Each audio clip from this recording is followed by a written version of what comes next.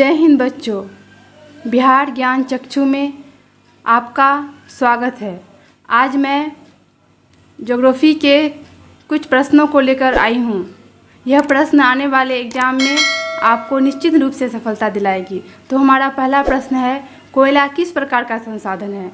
कोयला जो है एक अनवीकरणीय संसाधन है। कोयला अनवीकरणीय संसाधन है। हमारा दूसरा प्रश्न है, तट रेखा से कितने किमी क्षेत्र सीमा अपवर्जन आर्थिक क्षेत्र कहलाते हैं? तट रेखा से कितनी किमी क्षेत्र सीमा मतलब कितनी दूर तक की क्षेत्र सीमा अपवर्जन आर्थिक क्षेत्र कहलाती है? तो इस प्रश्न का उत्तर हमारा हो जाएगा 200 nm। हमारा अगला प्रश्न है, तृतीय पृथ्वी सम्मेलन कहाँ हुआ था?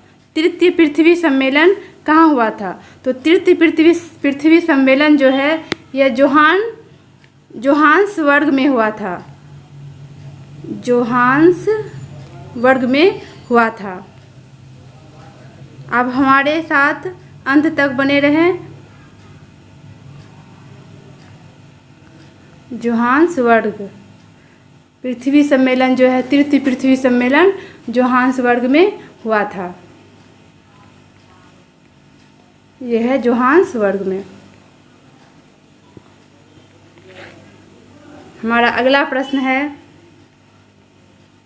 चिपको आंदोलन के प्रणेता कौन हैं? चिपको आंदोलन के प्रणेता हैं सुंदरलाल बहुगुणा। सुंदरलाल बहुगुणा जो है चिपको आंदोलन के प्रणेता हैं। अगला प्रश्न है, किसका कथन है संसाधन होते नहीं बनते हैं? संसाधन होते नहीं बनते हैं। तो यह कथन जो है जिमरमैन का है। जिमरमैन का जो ये कथन है।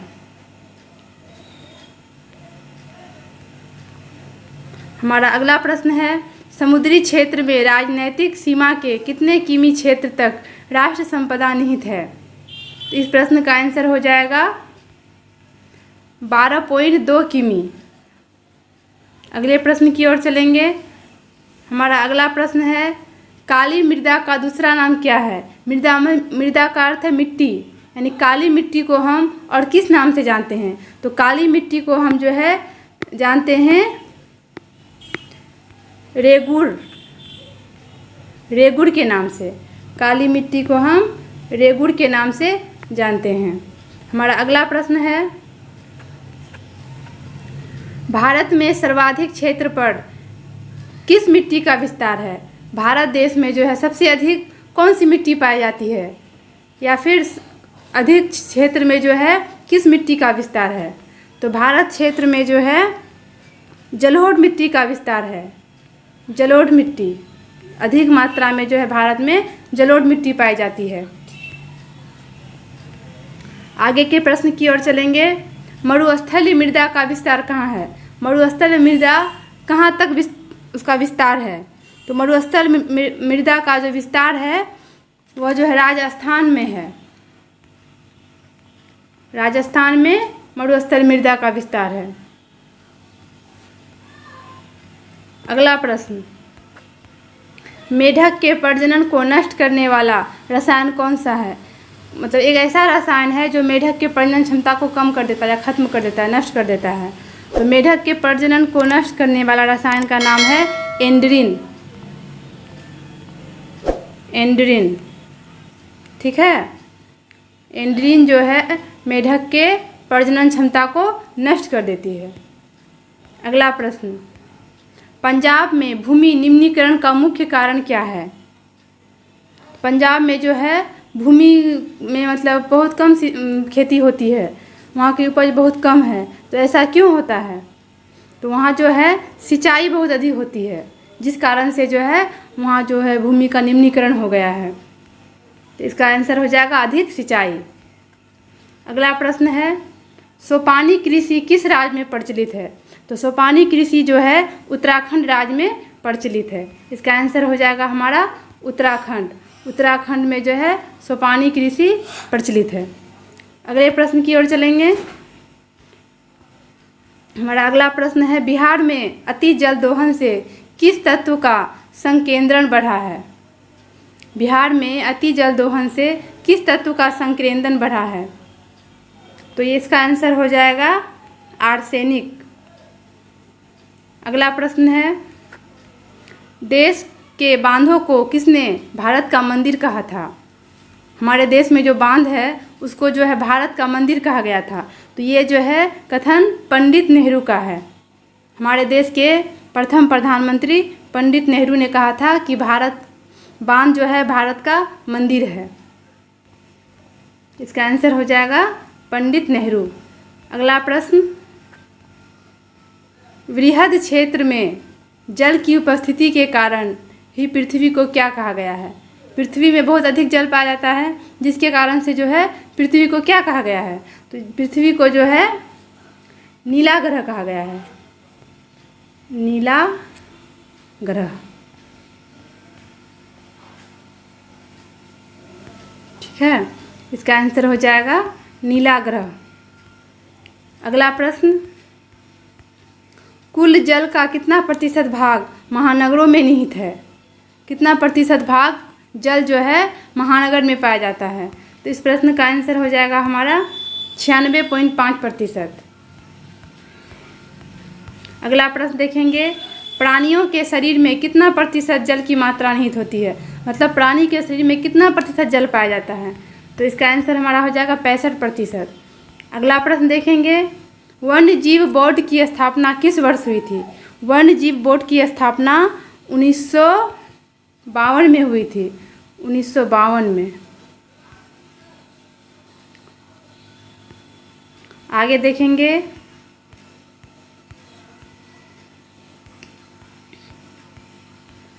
बिहार में कितने प्रतिशत भौगोलिक क्षेत्र में वन का फैलाव है? बिहार में कितने प्रतिशत भौगोलिक क्षेत्र में वन पाया जाता है, वन का फैलाव है? तो इसका आंसर हमारा हो जाएगा 5%। अगला प्रश्न देखेंगे, प्रश्न नंबर 20, प्राकृतिक संसाधनों के संरक्षण 1968 में कौन सा कन्वेंशन हुआ था? कौन सा कन्वेंशन हुआ था? तो इस प्रश्न का आंसर हमारा हो जाएगा अफ्रीकी कन्वेंशन।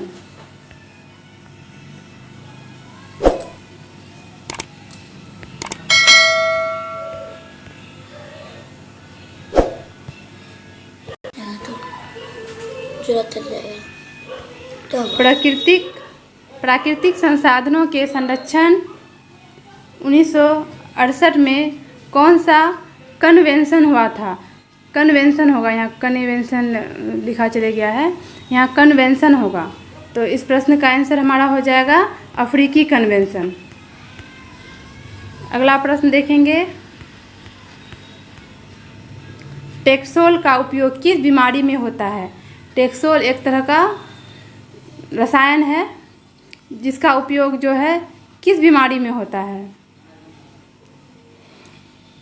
तो टेक्सोल का उपयोग जो है कैंसर नामक बीमारी में होता है। इससे टेक्सोल से जो है कैंसर का दवाई बनता है।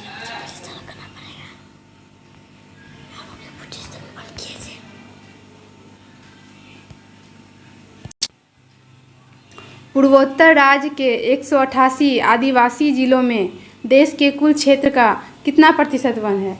इस प्रश्न का आंसर हो जाएगा 60.11। अगला प्रश्न, किस राज्य में वन का सबसे अधिक विस्तार है? किस राज्य में सबसे अधिक वन पाया जाता है, वन का विस्तार है? तो इस प्रश्न का आंसर हो जाएगा मध्य प्रदेश। मध्य प्रदेश में जो है मध्य प्रदेश में अधिक वन का विस्तार है। हमारा अगला प्रश्न है, भारत में 2001 में कितने प्रतिशत भौगोलिक क्षेत्र में वन का विस्तार है? तो इस प्रश्न का आंसर हो जाएगा 19.27। अगला प्रश्न की ओर चलेंगे।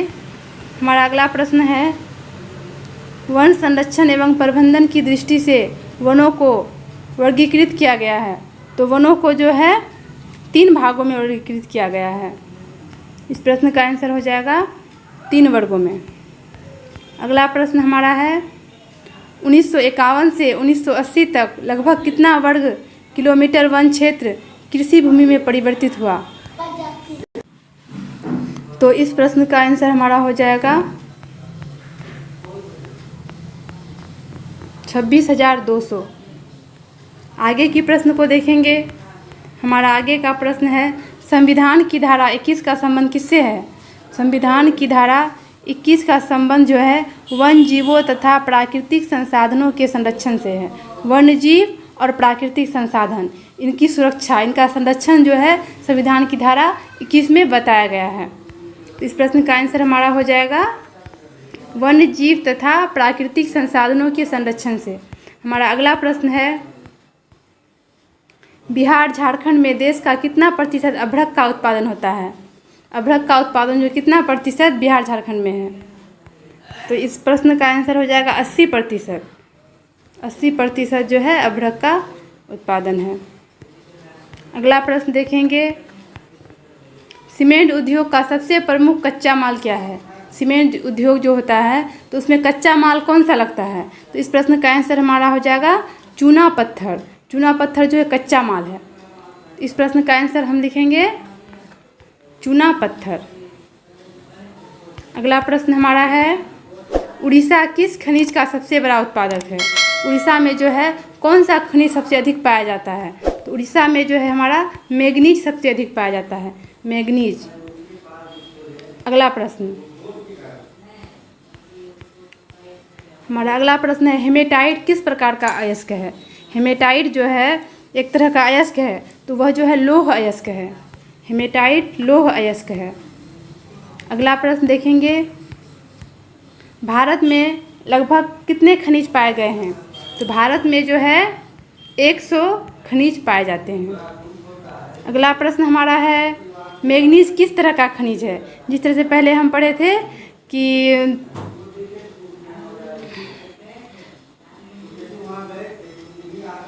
मैग्नीज जो है किस तरह का खनिज है? तो मैग्नीज हमारा जो है एक लौह युक्त खनिज है। हमारा अगला प्रश्न है ग्रेफाइट किस तरह का खनिज है? जिस तरह से मैग्नीज को के बारे में जान रहे थे उसी प्रकार से ग्रेफाइट, तो ग्रेफाइट जो है अधात्विक खनिज है। हमारा क्वेश्चन नंबर 35 है कौन भारत का सबसे बड़ा लौह उत्पादक राज्य है? मतलब भारत के किस राज्य में सबसे अधिक लोहा का उत्पादन होता है? तो इस प्रश्न का आंसर हमारा हो जाएगा कर्नाटक। कर्नाटक एक ऐसा राज्य है भारत में जहाँ जो है लौह का उत्पादन होता है, लोहा का। क्वेश्चन नंबर 36 हम देखेंगे मैग्नीज उत्पादन में भारत का विश्व में क्या स्थान है? पूरे विश्व में भारत का जो है मैग्नीज उत्पादन में क्या स्थान है? तो मैग्नीज का जो है 3रा स्थान है। इस प्रश्न का आंसर हम लिखेंगे तृतीय स्थान। तृतीय स्थान। हमारा अगला प्रश्न है 1 टन इस्पात बनाने में कितने मैग्नीज का उपयोग होता है? इस्पात को बनाने में कितना मैग्नीज का उपयोग होता है 1 टन इस्पात बनाने में? तो 1 टन इस्पात बनाने में हमें जो है 10 केजी मैग्नीज का उपयोग लगता है इस्पात बनाने में। हमारा अगला प्रश्न है, इस प्रश्न का आंसर हो जाएगा 10 केजी। अगला प्रश्न देखेंगे देश में तांबा का कुल कितना भंडार है? तांबा का कुल भंडार कितना है? तो तांबा का भंडार जो है 125 करोड़ टन है। 125 करोड़ टन तांबा का भंडार हमारे देश में है। अगला प्रश्न हम देखेंगे। अगला प्रश्न है किस राज्य में खनिज तेल का विशाल भंडार स्थित है? तो वो राज्य हमारा हो जाएगा असम। हमारा अगला प्रश्न है ऊर्जा का गैर पारंपरिक स्रोत क्या है? तो ऊर्जा का गैर पारंपरिक स्रोत है सौर ऊर्जा। सौर ऊर्जा।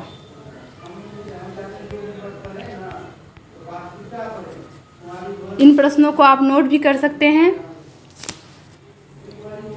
ये प्रश्न आपके लिए काफ़ी उपयोगी साबित होगी। आगे का प्रश्न हम देखेंगे भारत का प्रथम तेल शोधक कारखाना कहाँ स्थित है? भारत का प्रथम तेल शोधक कारखाना कहाँ स्थित है? इस प्रश्न का आंसर होगा डिगबोई। डिगबोई में जो है तेल शोधक कारखाना है। हम देखेंगे अगला प्रश्न है, प्राकृतिक गैस का किस खनिज के साथ पाया जाता है? प्राकृतिक गैस किस खनिज के साथ पाया जाता है? तो प्राकृतिक गैस जो है पेट्रोलियम नामक खनिज के साथ प्राकृतिक गैस पाया जाता है। इस प्रश्न का आंसर हमारा हो जाएगा पेट्रोलियम। अगला प्रश्न हमारा है, गोंडवाना समूह के कोयले का निर्माण कब हुआ था? गोंडवाना समूह के कोयले का निर्माण जो है 20 करोड़ वर्ष पूर्व हुआ था। इस प्रश्न का आंसर हो जाएगा 20 करोड़ वर्ष पूर्व। अगला प्रश्न हम देखेंगे, भारत में कोयला का सर्वप्रमुख उत्पादन राज्य कौन है? भारत में कोयला का सर्वप्रमुख उत्पादक राज्य, ये राज्य हो जाएगा झारखंड। अगला प्रश्न देखेंगे, सर्वोत्तम कोयला का प्रकार कौन सा है? सबसे अच्छा कोयला, सबसे सर्वोत्तम कोयला कौन सा है? तो वह कोयला हो जाएगा एंथ्रासाइट। इस प्रश्न का आंसर हो जाएगा एंथ्रासाइट। अगला प्रश्न देखेंगे, अगला प्रश्न है, मुंबई हाई क्यों प्रसिद्ध है? तो मुंबई हाई जो है खनिज तेल के कारण प्रसिद्ध है। इस प्रश्न का आंसर हो जाएगा खनिज तेल हेतु। हमारा अगला प्रश्न है प्रश्न नंबर 47, भाखड़ा नंगल परियोजना किस नदी पर स्थित है? भाखड़ा नंगल परियोजना जो है सतलज नदी पर स्थित है, सतलज।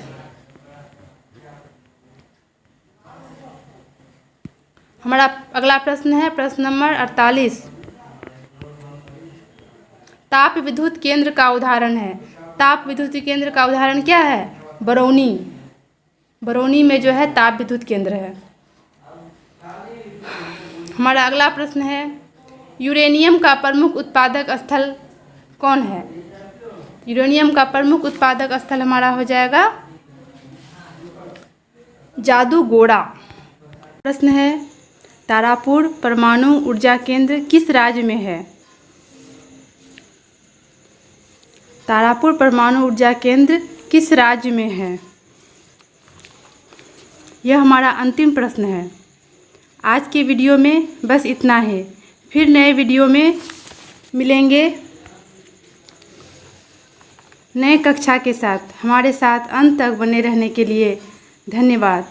हाँ, मेरे चैनल बिहार ज्ञान चक्षु को सब्सक्राइब करना ना भूलेंगे, साथ ही दोस्तों के साथ अवश्य शेयर करेंगे। जय हिंद।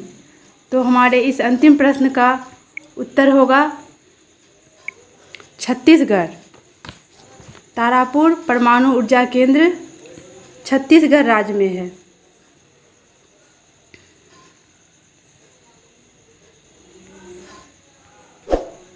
छत्तीसगढ़ ऊर्जा केंद्र छत्तीसगढ़ राज्य में है।